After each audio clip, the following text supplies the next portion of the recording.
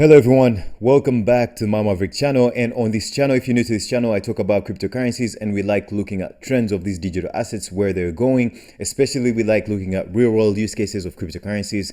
I've been in this space for a while and I've seen a couple of trends all the way from 2017 in terms of the way hype builds up in the crypto space and where the momentum is in a couple of digital assets, some that have become successful, some that failed. I'll give a very good example of EOS. EOS is one cryptocurrency that a lot of people are extremely positive about in terms of the way they thought about it. This is CoinMarketCap, but there's a lot of websites you can use like CoinGecko. Of course, most of you know this, but let me just pull up one example of a cryptocurrency. I'm not saying it's dead, but I'm just saying EOS was one of the biggest digital currencies, and I think it still to this day continues to appear on China's top list. I don't know if they still produce that, of the top cryptocurrencies out there. So EOS is one of those cryptocurrencies. I think so it's EOS. This thing was supposed to be the Ethereum killer, in the sense that they actually built an infrastructure out there. It's supposed to be more scalable than Ethereum, in its initial coin offering back in 2017, it was originally an ERC20 token built on Ethereum network, and they raised up to $4 billion.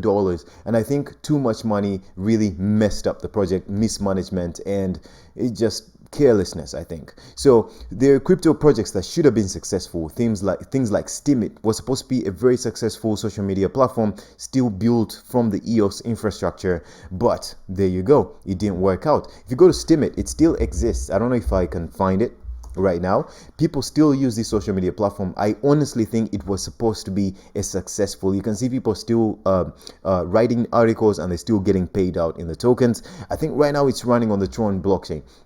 So some of these things may still become successful in the future. Some huge investment might flow into this project, and it might resurface sometime in the future. We never know. Even EOS as well, because I think it's still a powerful blockchain, but extremely mismanaged. It's supposed to be the Solanas we see today, the Avalanches we see today, and so on.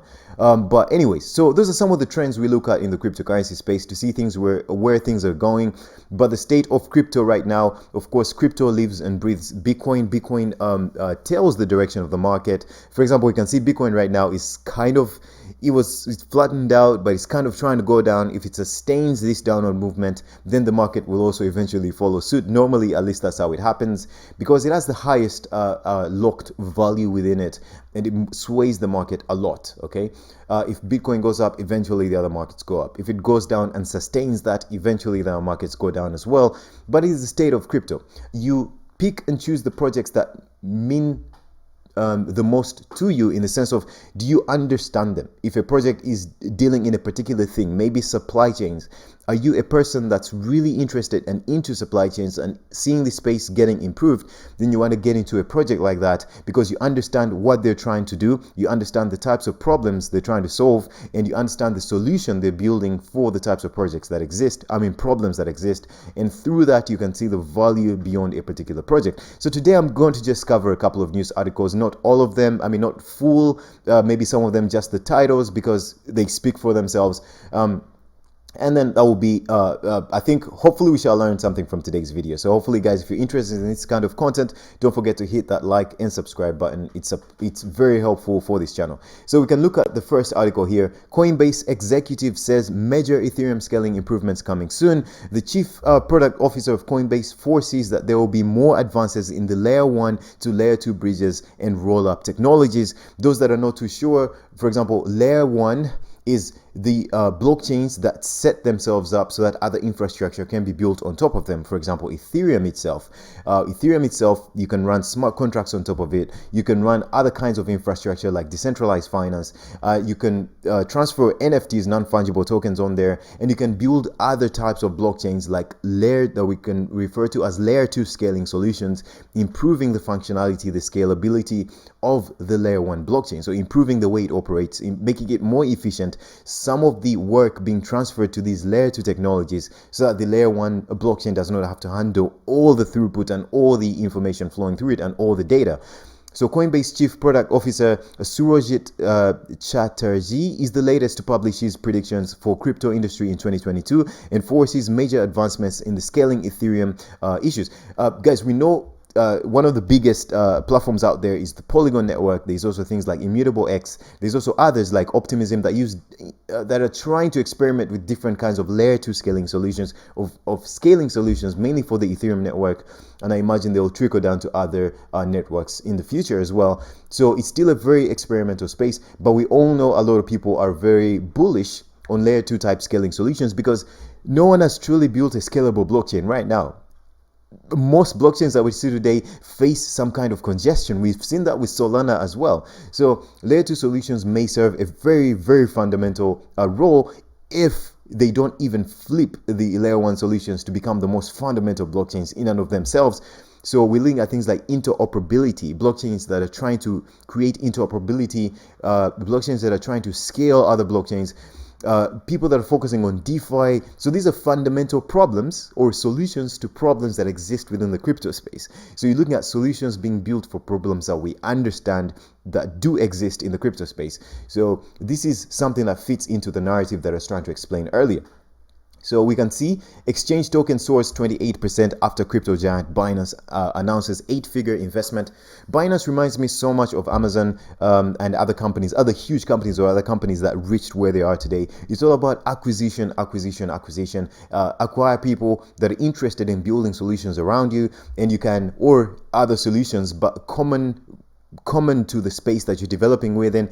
And these solutions, these companies or these investments, their success will build you up, and hopefully some of them may actually become your major focus because of the type of technology they're trying to build. So we're seeing Binance, which is the biggest, arguably the biggest centralized exchange out there, and they have the Binance Smart Chain, which is basically channeling, I think, most value out there in the crypto space, or at least most meaningful value, or the largest communities out there, continues to spread its wings. Okay, that's not a very huge surprise. They've done that a lot, and they continue to do it, especially with decentralized exchanges, and that's why I'm very bullish. I push a lot the idea of liquidity that will emerge from decentralized exchanges.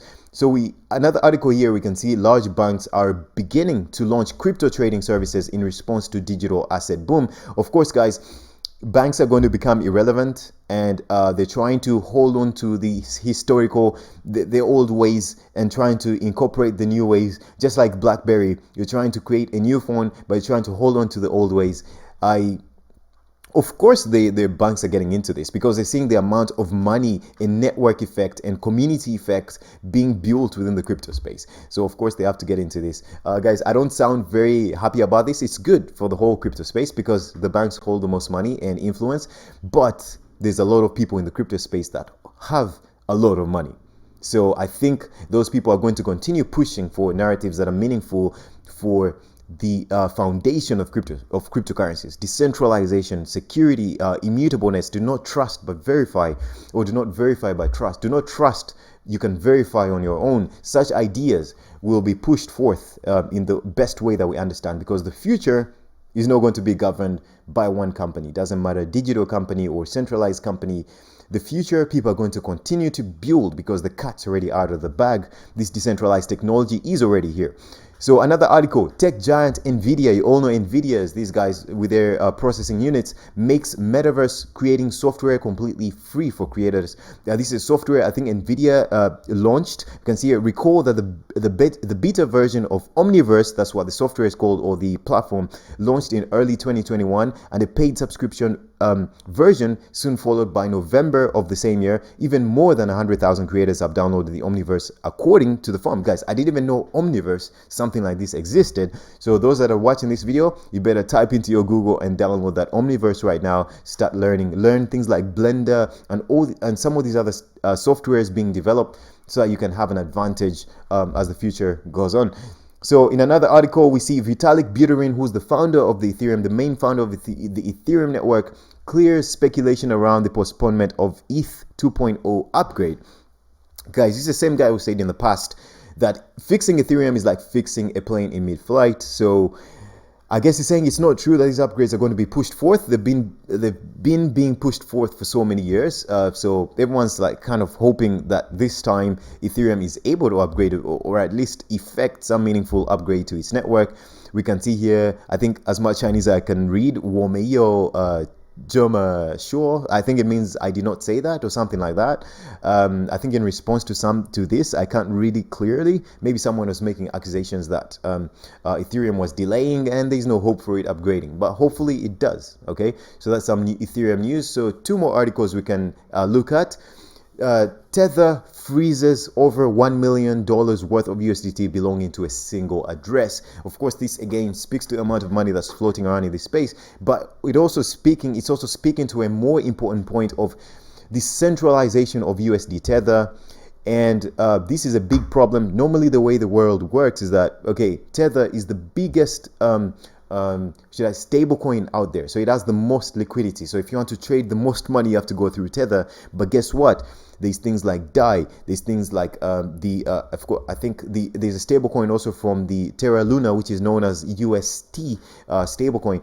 So just as I'm very optimistic about the potential or the future of this true decentralization in the crypto space, at least in terms of the core technology, it's the same way. In the past, I told a friend of mine, USD Tether is not going to fail because USD Tether is too big to fail. But guess what? People are not going to stop building, and someone out there is going to build a solution, or actually solutions exist. Market value is going to get locked up in these decentralized stablecoins, especially when trust continues to build there, because they're going to offer advantages that seem to supersede these other centralized coins out there. Okay, but things like banks and financial institutions will most likely use these stablecoins that are centralized, because it fits perfectly into their narrative of these centralized or central bank digital currencies that are trying to create. Of course, control them, control the money flow, control everything. It's all about control. It's all about taxing and all that. So this is not good. You can't claim to be a decentralized digital currency, or rather, maybe they do not claim to. You can't fitting into a list of decentralized currencies, and yet you continue to do this. Let's see what the future holds. Okay, I hope there's more options in the future. So if you want to use something like this, you can. If you want to use a decentralized stablecoin, you can. Okay, in our last article today, CoinShares reports digital asset fund flows increase 36%. So let's just look at this diagram right here. So you have inflows of digital currencies, which leads to total value locked, or a certain amount of value locked within a particular ecosystem. So these are venture capitalists like Grayscale, CoinShares, all these others, 21 shares, whatever. People keep investing. I think these are funds. So like the Grayscale fund, they hold different assets, and some of these are examples of funds that have gone into the crypto space. So they may hold like Bitcoin, a certain portion of Ethereum, XRP, and so on. So this is assets under management. This is AUM. And 2021 inflows of these assets, we can say, okay, they had 43,000. We see an inflow of 2,400, and then 2020 total flows is 5,000. And then you can see other companies, some had negative inflows here. So basically, this article is just talking about how these companies are investing and inflows and so on. But I always maintain the philosophy that do not listen too much to what of these big money player people are saying. Okay, this is an example of watching what they do, but still be careful about what they show us, because there's something beneath that's not the truth. Okay, I'm not saying these guys are lying, but I'm just saying you have to be really careful with with the money and what it's doing. You have to look a little bit deeper to understand what is truly going on. But it's good to see that there's more assets in the crypto space flowing into these funds, because high net worth individuals can easily invest in this stuff because they trust these funds. These funds are regulated and so on. That is pretty much the state of crypto today, guys. Trends that I like to look at before I end this video: decentralized finance. The other day I talked about IPFS, which is decentralized file storage. So anyone implementing these kind of things, OpenSeas, and NFT space is really fronting this kind of idea. And you can also see unstoppable domains with the URLs that are based on an IPFS standard, so a decentralized kind of thing. So these web addresses represent something called a content ID. So all this is decentralized. That is good. It's maintaining the foundation of the crypto space, and this argument and where it came from all the way from 2009 about how Bitcoin started with Chancellor at the brink of something, of failure or whatever, to the way crypto is today and how it has evolved today. All right, guys, I hope you learned something today. I hope you picked something from this video that will help you on your journey in this space, and I'll hope to see you on the next one. Take care, guys. Bye-bye.